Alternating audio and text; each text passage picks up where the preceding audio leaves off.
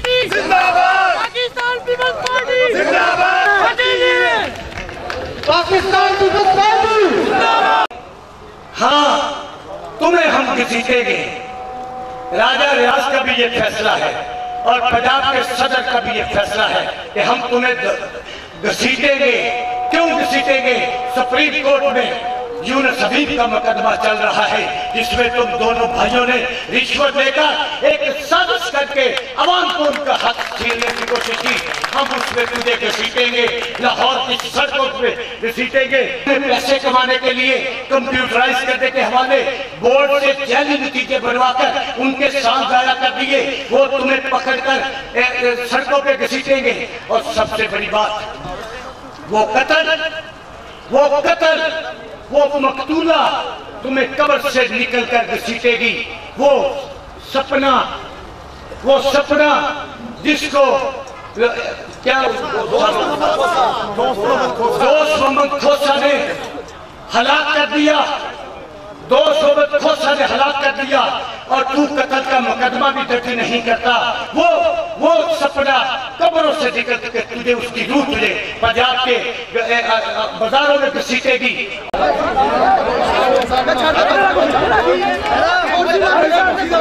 कि जनाब हालात पूछो क्यों नहीं की सीधे किसी इलेक्शन लड़िया।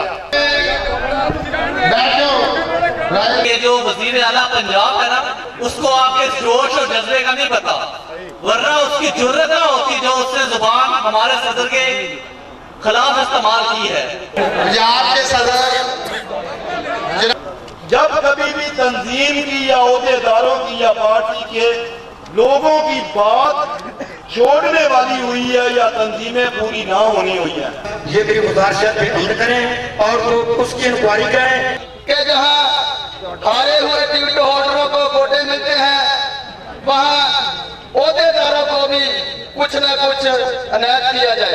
बड़ी अच्छी तरह से जानते हैं कि टोपा टैक्सिंग के अंदर, और ये पहली बार है कि जनाब आसिफ अली जरदारी ने आपको पंजाब की सदारत जो है वो पाकिस्तान पीपल पार्टी के वर्करों को दी।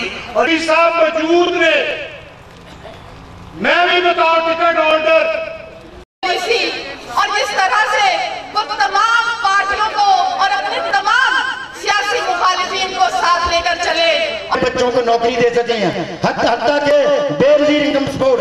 मैं पाकिस्तान पीपल पार्टी के कारकुन की बात कर रहा हूं और सदर पंजाब बड़े साहब से बात कर रहा हूं कि इनको तरीकाकार को बदलना होगा। पार्टी की